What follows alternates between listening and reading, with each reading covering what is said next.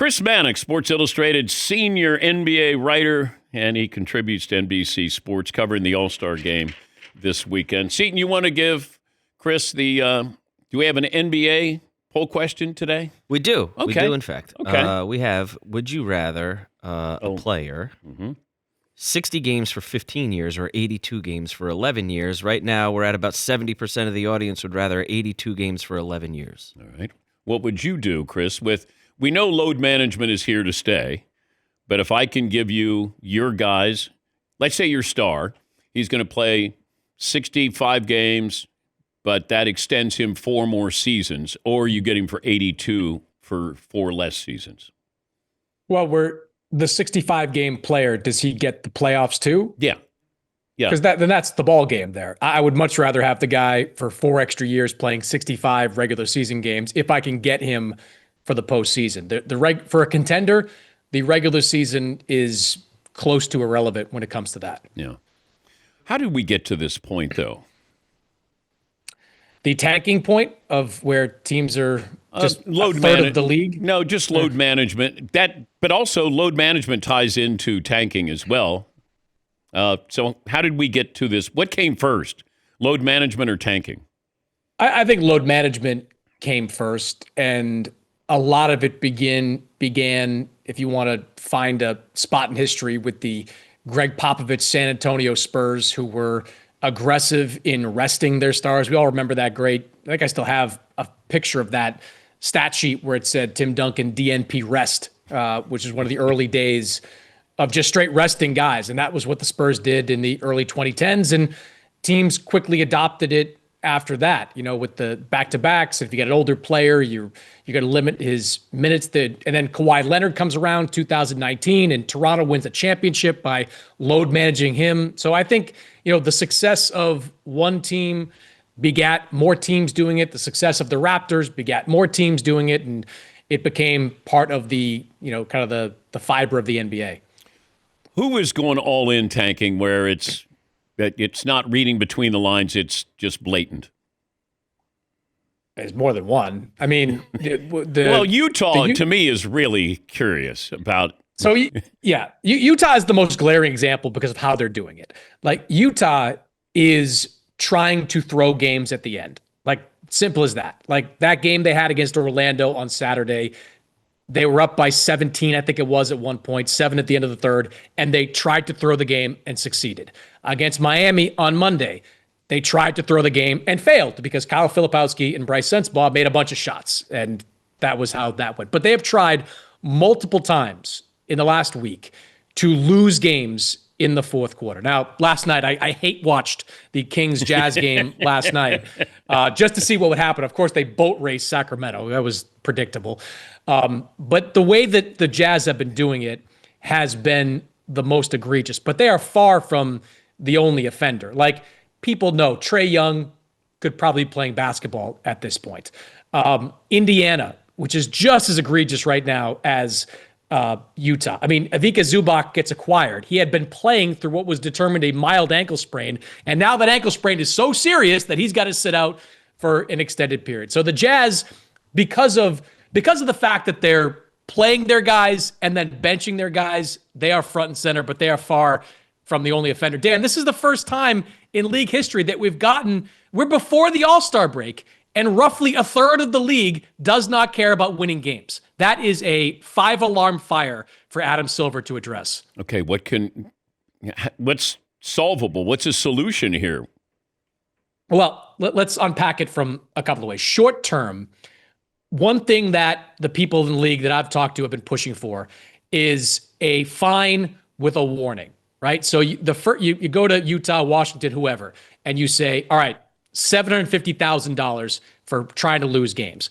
If you do this again, we're going to dock you a couple of second-round picks. If you do it again, we are going to reduce your lottery odds. This is something that's come up from a couple of executives. Like, if you finish the season with the 14% chance of landing the number 1 overall pick, we're going to slash it. We're going to take away some of your ping pong ball combinations, which is within the purview of Adam Silver to do. He can unilaterally do stuff like this. So short term, they want to see him threaten a big stick to some of these teams because there is 25 plus games left in the regular season. As far as fixing the problem, there are two camps in this. One of the camps says, let's just keep putting Band-Aids on these bullet holes. This is what they've done over the last 10 years. They've tweaked things. They've added the play-in tournament. They've flattened the odds. They've done things to try to save the system. And those people say, hey, if you eliminate lottery protections, good luck getting that past the general managers, but if you eliminate lottery protections, that's going to take away a lot of these things. If you say a team cannot draft in the top 4 for 2 consecutive years, that's going to solve a lot of problems. There's some people that believe that. There are others that say the system is broken. It needs to be taken out into the woodshed and shot. Like just blow up the whole system and let's all get into a room this summer and figure out something else. Those are the two camps right now. And those are the two sides that are, as we speak, lobbying Adam Silver about these changes. But how do I know if somebody is tanking? How do I know if Trae Young is not hurt? How do I know, Anthony Davis can't play the rest of the season? I mean, what does Adam Silver do? How do you, do something in a clandestine way that, you're healthy enough. We saw you doing yard work here. Well, I mean, it doesn't take Inspector Gadget to see like some of these guys are.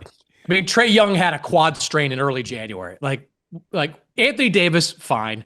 Giannis Antetokounmpo, if he decides to sit out the season, I would say the same thing. The Jazz, again, are playing their guys. And look, the Jazz, one of the problems that people in the league have with the Jazz is that right now they're a pretty damn good team. They've got 3 guys that are borderline all-stars, like Jaren Jackson Jr., Lauri Markkanen, Keontae George. They're not all-stars, but they're on that next tier. Yes. So if these guys were all playing, could they make a run at the play-in tournament right now? Probably not. They're like 9 games back of that 10 spot, but the teams above them, Memphis, the Clippers, they're not very good. Maybe if you really put your foot on the gas, that you can go and get it. So that's you have to almost put that on a shelf. I think you've got to use common sense in these situations. You've got to make teams, if there are injuries, you've got to report it. You've got to have medical evidence. You've got to give the league a chance to review all of it before, so they can make an informed decision. Talking to Chris Mannix, Sports Illustrated senior writer, the All-Star game coming up this weekend.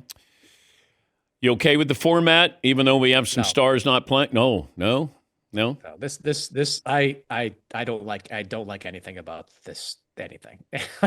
Let's start with the dunk contest, which, again, needs to be destroyed. Nobody cares about the dunk contest. But nobody knows who these guys are. 2 of them I had to go look up. I wasn't sure who they were off the top of my head.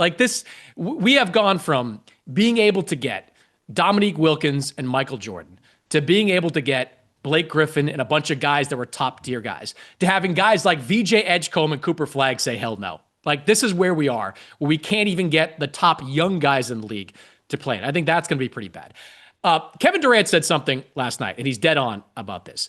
The USA versus the world can work in some context. It could work in an Olympic setting where there's a medal on the line. You're playing for your country out there.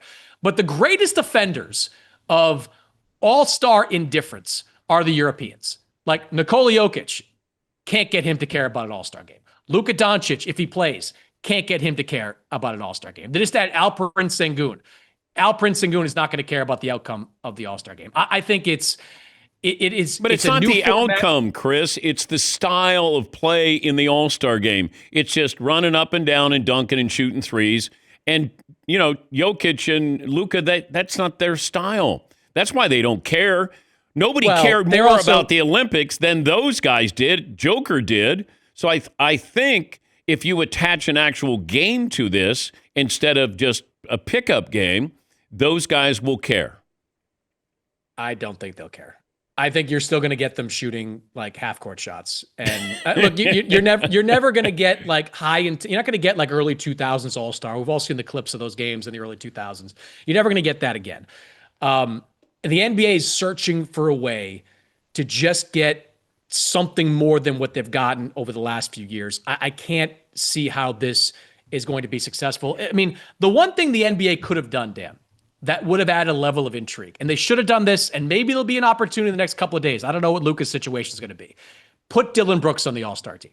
Put Dylan Brooks on the World All-Star team. Like, you want to get people to watch? How about you add a guy that's competitive in like warm-ups onto the All-Star team? How about you put a guy that has bad relationships with like every star player in the league, including LeBron James, on the All-Star team? You want to get some intensity? Put Dillon Brooks on the world team. I'm begging the NBA. They passed on it with Kawhi and Leonard. They blew an opportunity putting Şengün on it over Dillon Brooks. Make Dillon Brooks an all-star if you want to make this game interesting. Nobody cares about Dillon Brooks. But the way he'll play, you keep talking about the style. I'm not saying they care. Do they care about Şengün? Do people really, are they focused on the game for him? No. So let's just add something that maybe mixes it up a little bit. Like I want to see LeBron and Dillon Brooks in the same locker room. I want to see them kind of going at each other during practices. Give me a little bit of spice to this All-Star game. I have the betting lines here, so they expect a competitive game according to DraftKings. USA getting 2.5 against the World. That's the Stars team. And then the Stripes getting 1.5 against the World. And then Stripes is favored over the Stars, so by 1.5. So they're expecting a competitive game, Chris. What's the definition of insanity?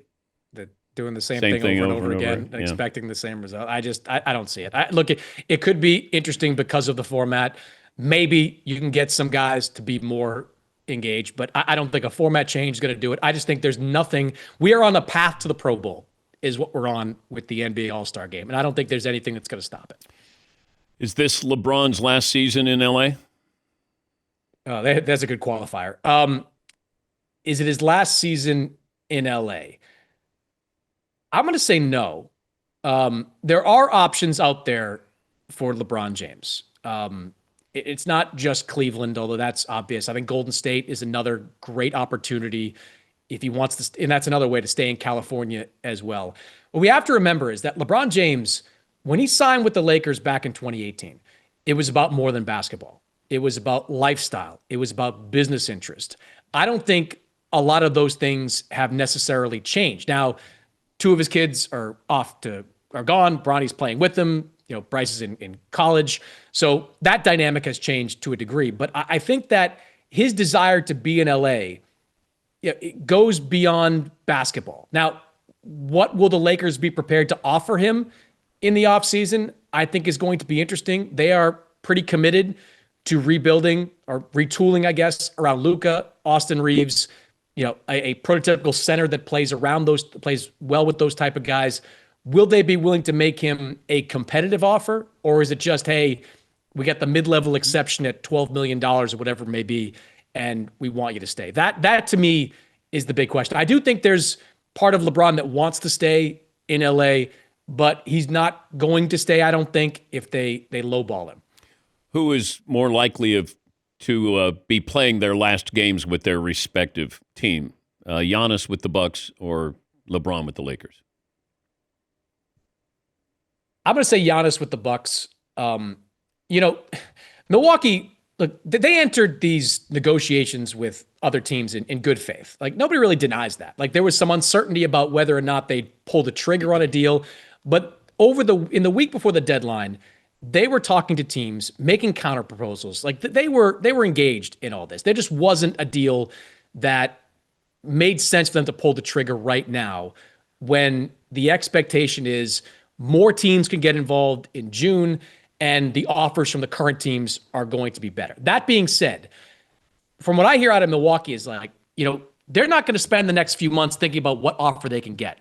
They're going to spend the next few months thinking about who they can get to bring in to convince Giannis to stay. Like, they could have, I believe, 3 first-round picks to deal around the June draft. They've still got some movable contracts. You don't know what's going to shake out in the postseason, who's going to wind up becoming available that you don't expect right now. So option A for Milwaukee is still to find that player, find that Drew Holiday, find that Damian Lillard, find that guy that can make Giannis say, you know what, I'm going to sign my name to an extension right now. I don't think they're going to find it. That's why I think it's more likely Giannis is gone at the end of the year in some kind of blockbuster deal, but that's going to be the priority. I love Dan see Cam Thomas last night, like going for 34. And there's that clip of Giannis, like big smile on his face coming off the bench. If Cam Thomas winds up saving Giannis's future in Milwaukee, that will be the greatest plot twist in NBA drama history. Not good enough to play for the Nets, but good enough to play for the Bucks.